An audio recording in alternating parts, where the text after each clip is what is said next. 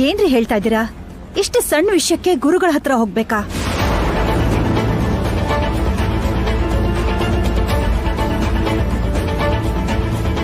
ಎಳೆ ಮಗುನ್ ಕೇಳಿದ್ರು ನಾವು ಮಾಡ್ತಾ ಇರೋದು ಸರಿ ಅಂತಾನೆ ಹೇಳತ್ತೆ.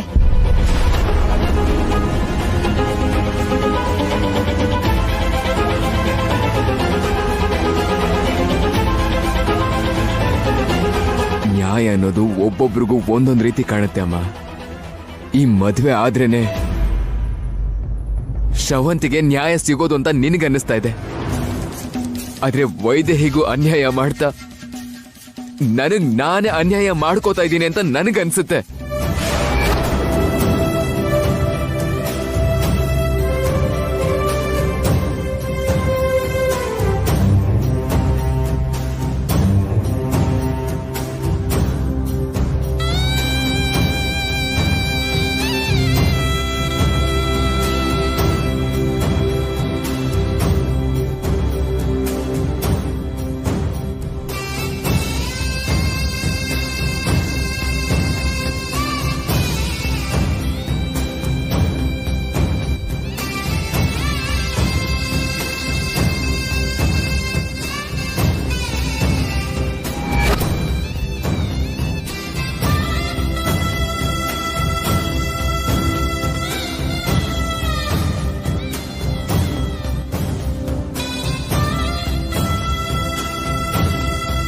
ನಾವು ಜೀವಂತವಾಗಿರೋದಕ್ಕೆ ಆಧಾರವಾಗಿ ಹೇಗೆ ಹೃದಯ ಒಂದೇ ಇರುತ್ತೋ, ನಾವು ಪ್ರಾಣ ಅನ್ಕೊಳ್ಳೋರು ಕೂಡ ನಮ್ಮ ಪಕ್ಕದಲ್ಲಿ ಒಬ್ಬರೇ ಇರ್ಬೇಕಮ್ಮ.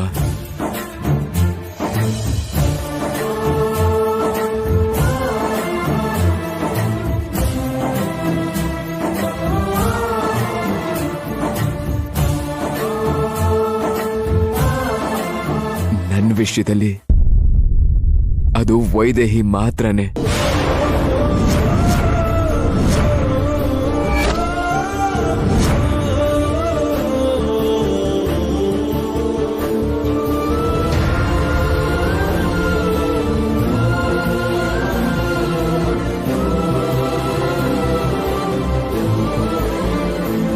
ನೀವ್ ಹೇಳೋದು ಕರೆಕ್ಟೇ ಬಾವಾ.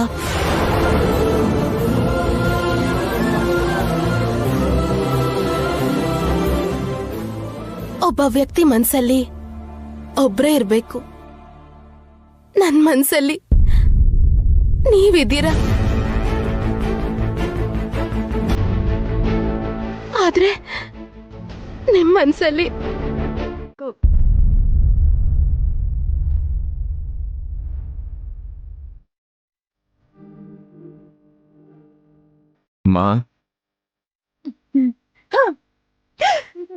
ಬೇಡ ಕಂದ, ಬೇಡ. ನೀನ್ ಹೀಗೆ ನನ್ನ ಮೇಲೆ ಪ್ರೀತಿ ತೋರಿಸ್ತಾ ಇದ್ರೆ ನಿನ್ ಮೇಲಿನ ಆಸೆ ಇನ್ನೂ ಜಾಸ್ತಿ ಆಗ್ತಾ ಹೋಗುತ್ತೆ. ನೀನ್ ಅದನ್ನ ನಿಜ ಮಾಡೋದಿಲ್ಲ. ಬೇಡ ಕಂದ.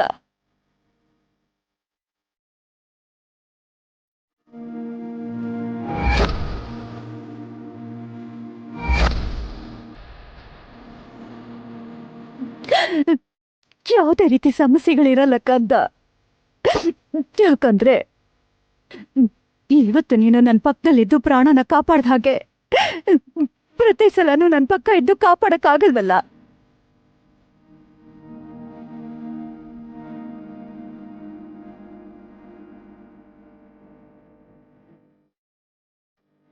ಕೌಸಲ್ಯ, ಆಗಿದ್ದಾಯ್ತು.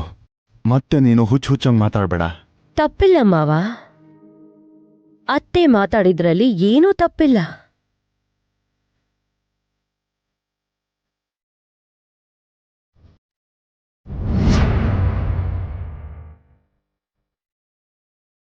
ಆದ್ರೆ ಅತ್ತೆಗೆ ಪಾಪ ಎಷ್ಟು ನೋವಾಗಿದ್ರೆ ಈ ತರ ಮಾತಾಡ್ತಾರೆ ಹೇಳಿ. ಆದ್ರೂ ಅತ್ತೆ ಆಸೆ ಪಡೋದ್ರಲ್ಲಿ ಏನ್ ತಪ್ಪಿದೆ ಹೇಳಿ? ಶ್ರವಂತಿ ದೇವಾಂಜ್ಗೆ ಹೆಂಡ್ತಿನೇ ಅಲ್ವಾ?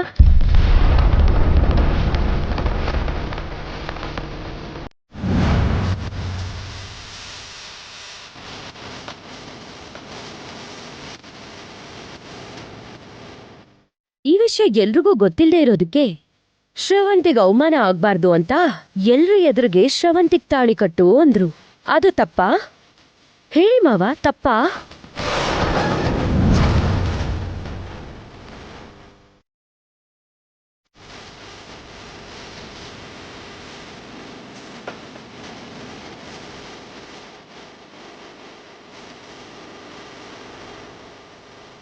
ಯಾಕ್ ಸುಮ್ನಿದ್ಯಾ ದೇವಾಂಶ್? ಅದ್ ತಪ್ಪಾ ಹೇಳು.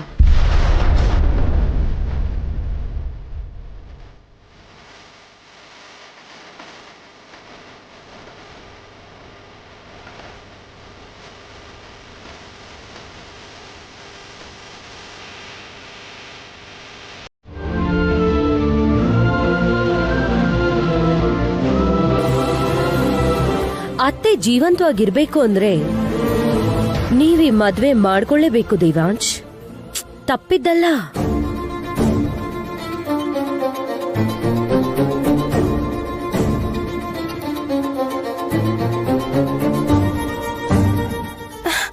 ಅಕ್ಕ, ನಾನ್ ಹೇಗೋ ಅತ್ತೆಗೆ ಒಪ್ಸೋಣ ಅಂತಂದ್ರೆ ಮದ್ವೆ ಅಂತ ಹಠ ಹಿಡ್ದಿದಾರಲ್ಲ. ನನ್ ಜೀವನದಲ್ಲಿ ಏನೇನೋ ಆಗ್ತಿದೆ.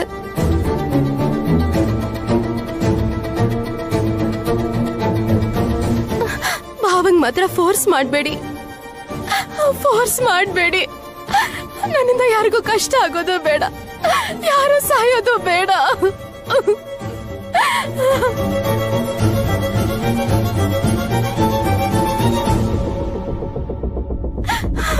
ನನ್ನಿಂದ ಯಾರಿಗೂ ತೊಂದರೆ ಆಗೋದು ಬೇಡ.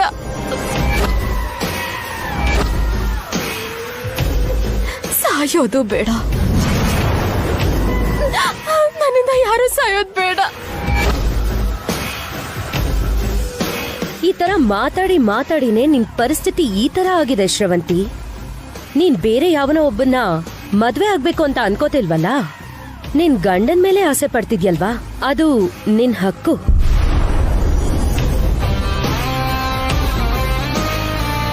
ನೀನ್ ಬೇಡ ಅಂದ್ರು ಅತ್ತೆ ಮಾವ ಸುಮ್ನೆ ಇರಲ್ಲ ಶ್ರವಂತಿ. ನೀನ್ ಸುಮ್ನೆ ಅಳ್ತಾ ನಿಂತ್ಕೋಬೇಡ.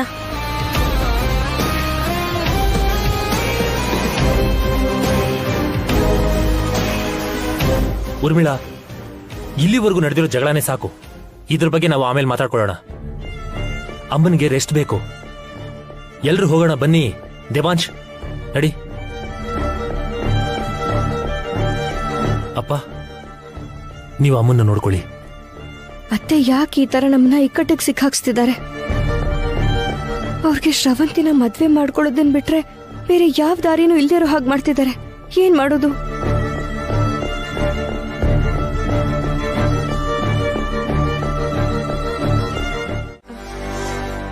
ಮಾವ, ನಿನಗೆ ಒಂದು ವಿಷಯ ಹೇಳ್ಬೇಕಮ್ಮ. ಏನ್ ಹೇಳಿ ಮಾವ? ಈ ಮನೆಗೆ ಹಿರಿಯನಾಗಿ, ಈ ಊರಿಗೆ ಹಿರಿಯನಾಗಿ ಎಷ್ಟೋ ಸಮಸ್ಯೆಗಳನ್ನ ಪರಿಹಾರ ಮಾಡಿದ್ದೀನಿ. ಎಷ್ಟೋ ಜನಕ್ಕೆ ಸಲಹೆಗಳನ್ನ ಕೊಟ್ಟಿದ್ದೀನಿ. ಆದ್ರೆ ಒಂದು ಸಮಸ್ಯೆನ ಬಗೆಹರಿಸೋದಕ್ಕೆ ನಾನೀಗ ನಿನ್ನ ಹತ್ರ ಬರ್ಬೇಕಾಯ್ತಮ್ಮ. ಯಾವ ಸಮಸ್ಯೆ ಮಾವ? ನಮ್ಮನೆ ಸಮಸ್ಯೆನಮ್ಮ. ಕೌಸಲ್ಯ ಬಗ್ಗೆ.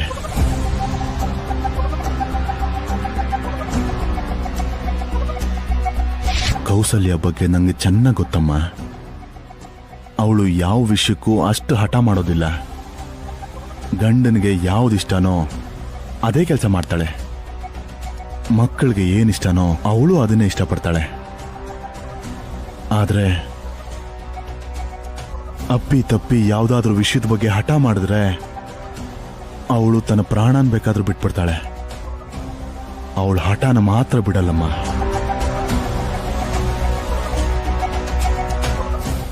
ಏನಾಯ್ತು ಅಂತ ನೀನೇ ನೋಡಿದ್ಯಲ್ಲ. ಒಂದು ಕ್ಷಣ ತಡ ಮಾಡಿದ್ರು ನಿಮ್ಮತ್ತೆ ಜೀವಂತವಾಗಿ ಉಳಿತಾ ಇರಲಿಲ್ಲ.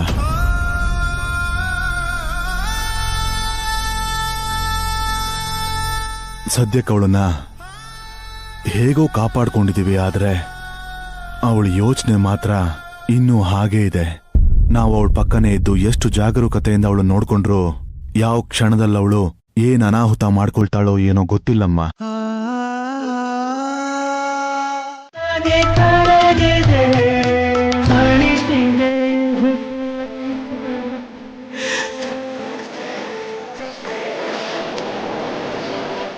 ನೆನಪಿನ ನೋವಲ್ಲಿಯೂ ನಡೆಯುತ್ತ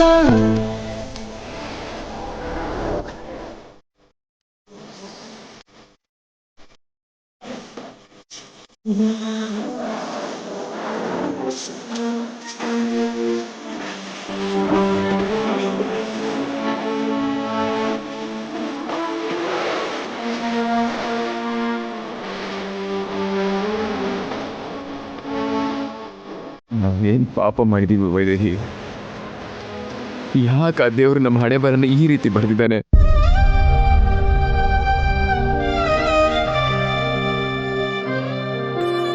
ನಿನ್ನ ಪ್ರೀತಿಸಿ ಮದುವೆ ಮಾಡ್ಕೊಳ್ಳೋಣ ಅನ್ಕೊಂಡೆ. ಮದುವೆ ನಿನ್ ಜೊತೆನೆ ಆದ್ರೂ ಶ್ರೀಯಾ ನನ್ನ ಹೆಂಡತಿಯಾಗಿ ನನ್ನ ಜೀವನಕ್ಕೆ ಬದ್ಲು. ಮತ್ತೆ ನೀನೇ ನನ್ನ ಹೆಂಡತಿ ಅಂತ ಗೊತ್ತಾಗೋವರೆಗೂ ಇಬ್ರು ಒಬ್ರಿಂದ ಒಬ್ರು ದೂರ ಇದ್ದು ಅನುಭವಿಸಿದ ನರಕ ಅಷ್ಟಿಷ್ಟಲ್ಲ.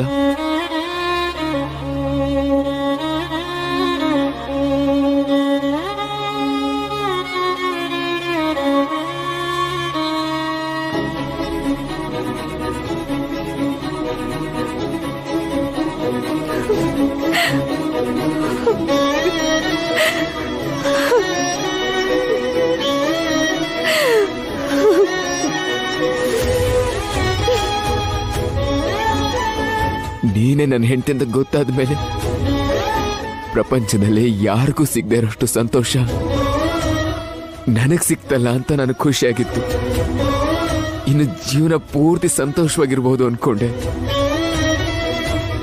ಆದ್ರೆ ಅಷ್ಟರಲ್ಲಿ ಹೊಸ ಸಮಸ್ಯೆ ಬಂತು.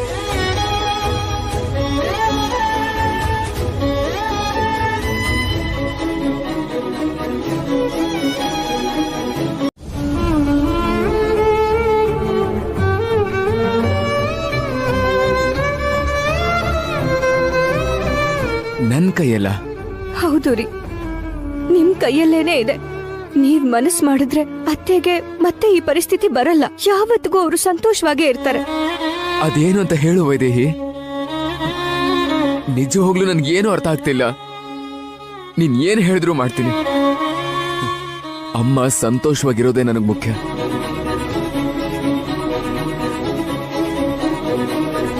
ಹೇಳು ವೈದೇಹಿ, ಹೇಳು.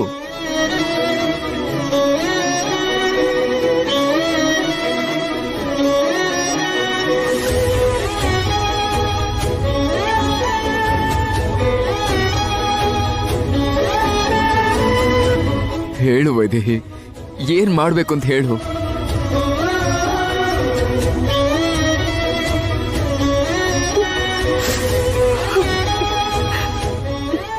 ಅದು ನೀವು ಶ್ರವಂತಿನ ಮದ್ವೆ ಆಗ್ಬೇಕು.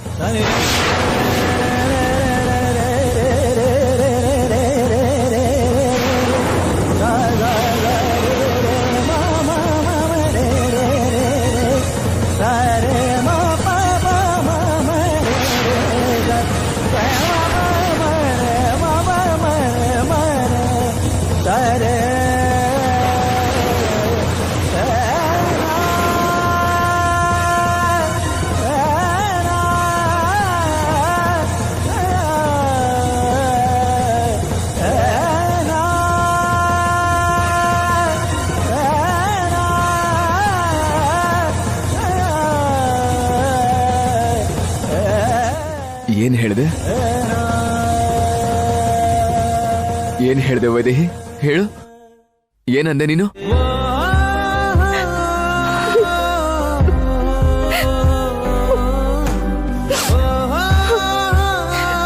ಶ್ರವಂತಿನ ಮದ್ವೆ ಮಾಡ್ಕೊಳ್ಳಿ. ಅವಾಗ್ಲೇ ಅತ್ತೆ ಸಂತೋಷವಾಗಿರೋದು.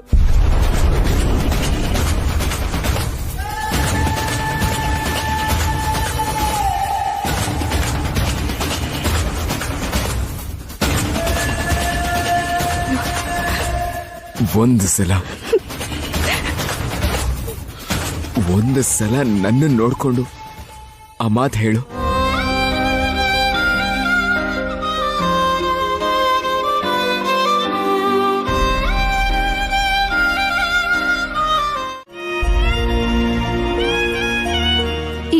ಏನನ್ನು ಕೇಳ್ಬೇಡಿ. ನೀವ್ ಮದ್ವೆಗೆ ಒಪ್ಕೊಂಡಿದ್ದೀರೋ ಇಲ್ವೋ ಅಷ್ಟನ್ ಮಾತ್ರ ಹೇಳಿ. ಇಲ್ದೆ ಹೋದ್ರೆ ನಾನ್ ಏನ್ ಮಾಡ್ಕೊಳ್ತೀನೋ ನನಗೆ ಗೊತ್ತಿಲ್ಲ.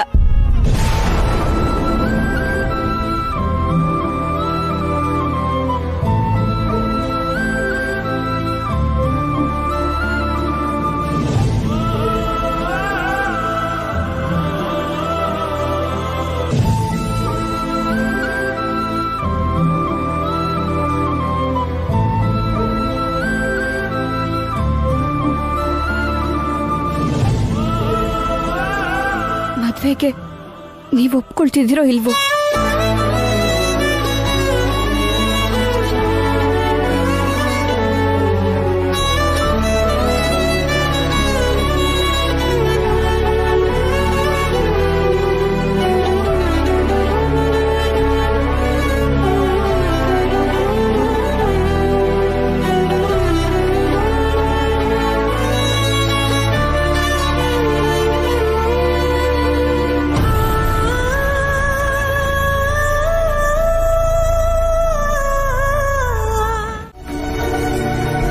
ದೇವಾಂಶ್, ದೇವಾಂಶ್, ದೇವಾಂಶ್,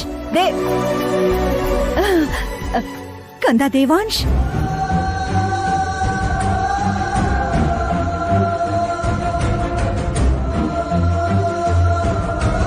ದೇವಾಂಶ್, ವೈದ್ಯ ಹೇಳಿದ್ದು ಸತ್ಯನೇನೋ? ಶ್ರವಂತಿನ ಮದುವೆ ಮಾಡ್ಕೊಳಕ್ಕೆ ಒಪ್ಕೊಂಡ್ಯಾ? ಹೇಳು ಕಂದ.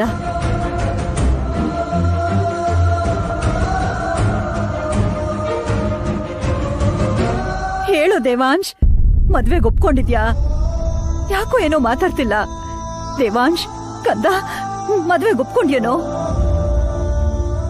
ಹೇಳು, ಮದ್ವೆಗೆ ಒಪ್ಕೊಂಡ್ಯಾ?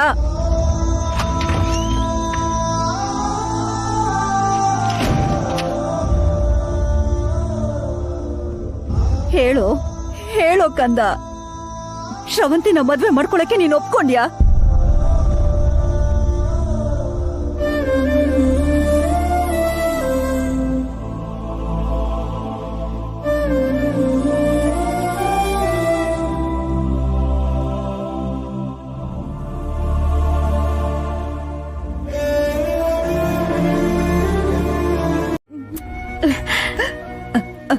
ಬಾಬಾ, ಇಲ್ಲಿ ನಿಂತ್ಕೋ.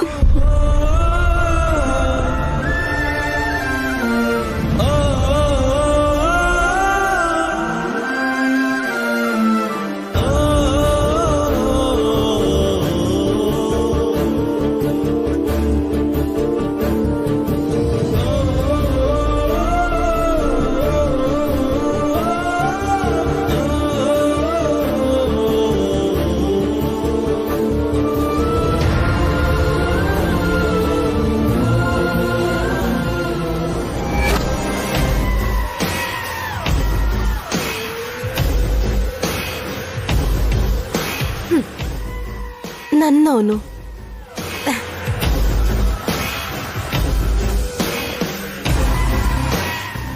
ನಿಮ್ಮಿಬ್ಬರನ್ನ ಹೀಗ್ ನೋಡ್ತಾ ಇದ್ರೆ ನನ್ ದೃಷ್ಟಿನೇ ತಾಗೋ ಹಾಗಿದೆ.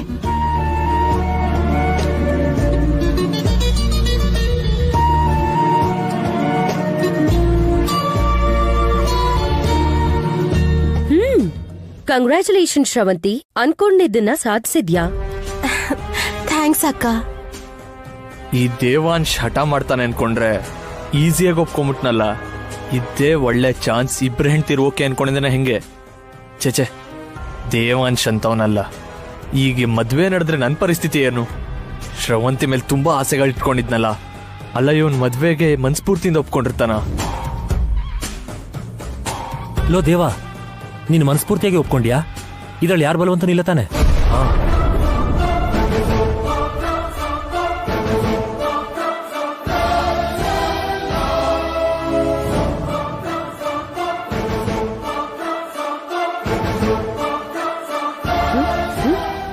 ತುಂಬಾ ಚೆನ್ನಾಗಿದೆ ರೀ. ನೀವ್ ಕೇಳ್ತಿರೋದು ತುಂಬಾ ಚೆನ್ನಾಗಿದೆ. ಎಲ್ ಸತ್ತೋಗ್ತೀನಿ ಅಂತ ನಿಮ್ಮಮ್ಮ ಹಠ ಮಾಡ್ತಿದ್ರೆ ನಿಮ್ ತಮ್ಮನ್ನ ಹೇಗೋ ಮಾಡಿ ಒಪ್ಸೋದನ್ ಬಿಟ್ಟು ಇಷ್ಟನಾ ಅಂತ ಕೇಳ್ತಿದ್ದೀರಲ್ಲ, ಸದ್ಯ ನನ್ ಪುಣ್ಯ. ವೈದೇಹಿನ್ ಕೇಳಲಿಲ್ವಲ್ಲ ನೀವು?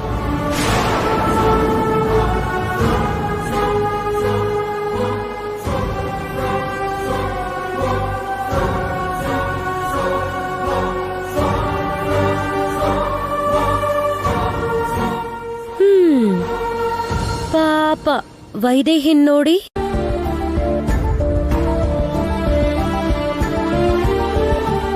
ಇಲ್ ನೋಡಿದ್ರ ಮುಖದಲ್ಲಿ ಒಂಚೂರು ಸಂತೋಷ ಕಾಣಿಸ್ತಾನೇ ಇಲ್ಲ.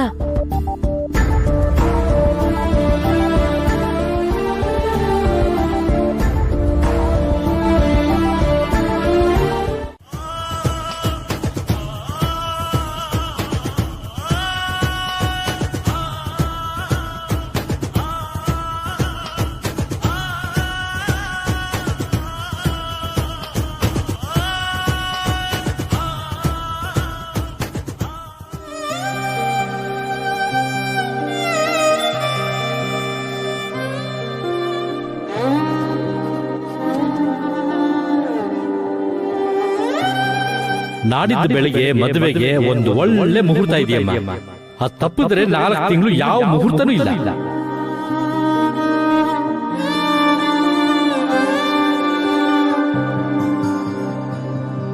ನಾಳಿದ್ದು ಬೆಳಗ್ಗೆ 11:30 ದೇವಾಂಶ್ ಶ್ರವಂತಿ ಮದುವೆ.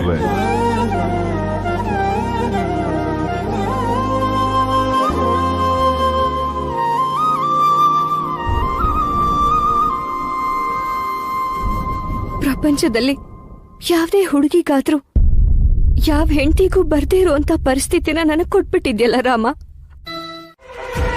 ಆಸ್ತಿ ಸಿಗ್ದಿರೋ ತರ ಮಾಡ್ಬೇಕು ಅಂತ ಅನ್ಕೊಂಡೆ, ಸಿಗ್ಲಿಲ್ಲ. ಶೋಭನನ ತಡಿಬೇಕು ಅಂತ ಅನ್ಕೊಂಡೆ, ಅದ್ರಲ್ಲೂ ಗೆದ್ದೆ. ಆದ್ರೆ ಈ ಸಲ ಯಾಕೆ ಎಲ್ಲ ಉಲ್ಟಾ ಹೊಡಿತಿದ್ಯಲ್ಲ? ಮದ್ವೆ ಆಗಕ್ ಬಿಡಲ್ಲ ಅಂತ ಹೇಳಿ ನೀನೇ ದೇವಾಂಶ್ನ ಮದ್ವೆಗೊಪ್ಸಿದ್ಯಲ್ಲ.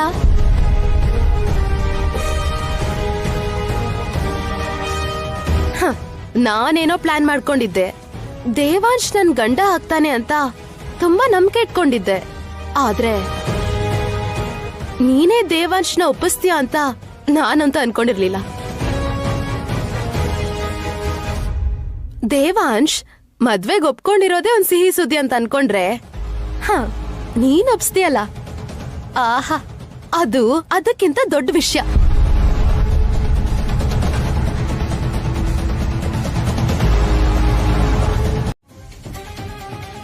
ಇನ್ನೇನ್ ಮಾಡೋದು? ಮೊದ್ಲು ನಿನ್ನ ನೋಡ್ತಿದ್ರೆ ತುಂಬಾ ಕೋಪ ಬರ್ತಿತ್ತು, ಆದ್ರೆ ಈಗ ಪಾಪ ಅನಿಸ್ತಿದೆ. ಕರುಣೆನ? ನಾನು ನೋಡ್ತಿದ್ರೆ ಕರುಣೆ ಬರತ್ತಾ ನಿನ್ಗೆ? ಹೌದು, ನಿಜಾನೇ ಹೇಳ್ತಿದ್ದೀನಿ.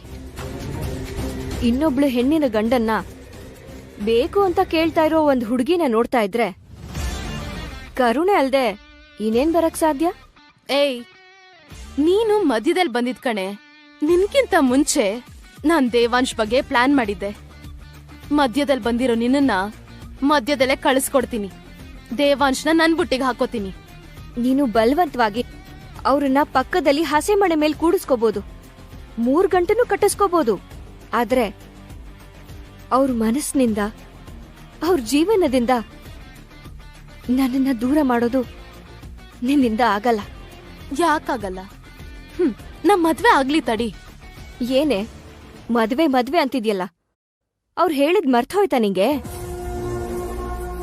ಪ್ರಾಣ ಕಳ್ಕೊಳ್ತೀನಿ ಅಂತ ಹೇಳಿದ್ರು ಅವರು ಒಪ್ಕೊಳ್ಳಿಲ್ಲ. ನಾನ್ ಒಂದ್ ಮಾತು ಹೇಳ್ತಿದ್ದ ಹಾಗೆ ಒಪ್ಕೊಂಡ್ಬಿಟ್ರು.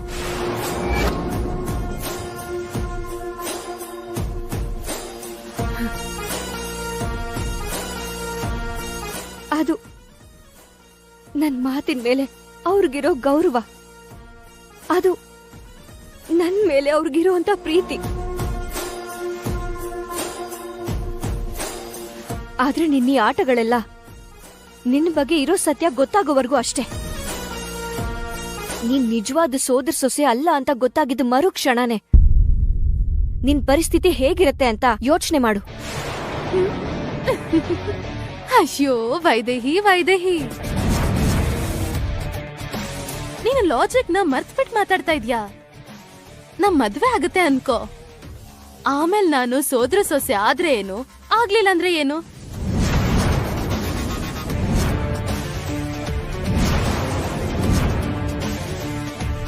ಎಲ್ರು ಕಣ್ಣೆದುರುಗಡೆ ಮದ್ವೆ ಆದ್ರೆ ಅವನ್ ಹೆಂಡತಿ ಅನ್ನೋ ಹಕ್ಕು ನನಗ್ ಸಿಗತ್ತೆ. ಅದಾದ್ಮೇಲೆ ನನ್ನನ್ನ ಯಾರು ಏನು ಮಾಡೋದಿಕ್ಕಾಗಲ್ಲ. ನಿಂಗ್ ಅರ್ಥ ಆಯ್ತಾ?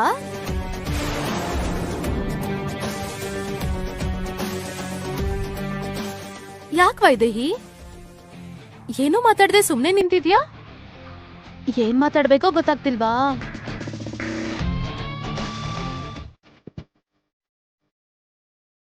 ಯಾವ ಮನೇಲಿ ನಿನಗೆ ಅಷ್ಟು ಅವಮಾನ ಆಗಿತ್ತೋ ಅದೇ ಮನೇಲಿ ನಾನು ಅಧಿಕಾರನ ಚಲಾಯಿಸಕ್ ಹೋಗ್ತಿದ್ದೀನಿ. ಖುಷಿಯಾಗಿರು ಮಾಮ್. ಎಸ್ ಬೇಬಿ, ಈ ದಿನಕ್ಕೋಸ್ಕರನೇ ನಾನು ಕಾಯ್ತಾ ಇದ್ದೆ. ನಿನ್ ಕಾಯೋಷ್ಟು ದೂರ ಏನಿಲ್ಲ ಮಾಮ್. ನಾಡಿದ್ದೆ ನನ್ ಮದ್ವೆ. ತುಂಬಾ ಸಂತೋಷ ಬೇಬಿ. ಆದ್ರೆ ಹುಷಾರ್, ವೈದೇಹಿನ ಅಷ್ಟು ಲೈಟಾಗಿ ತಗೊಳೋದಕ್ ಹೋಗ್ಬೇಡ. ಇನ್ನೇನ್ ಭಯ ಇಲ್ಲ ಮಾಮ್, ಯಾರಿಗೂ ಏನು ಮಾಡಕ್ಕಾಗಲ್ಲ. ಮದ್ವೆ ಆಗೋದ್ ಕನ್ಫರ್ಮ್. ಬಟ್ಟೆ ಎಲ್ಲ ಪ್ಯಾಕ್ ಮಾಡಿ ರೆಡಿಯಾಗಿರು ಮಾಮ್. ಮದ್ವೆ ಆದ್ಮೇಲೆ ನಾನ್ ಯಾರು ಅಂತ ದಶರಥ್ ರಾಮನಿಗೆ ಗೊತ್ತಾಗ್ಬೇಕು. ನೀನು ಈ ಮನೆನ ಆಳ್ಬೇಕು. ಸರಿ ಬೇಬಿ, ನಾನು ಫೋನ್ ಇಡ್ತೀನಿ. ಓಕೆ ಮಾಮ್, ಬಾಯ್.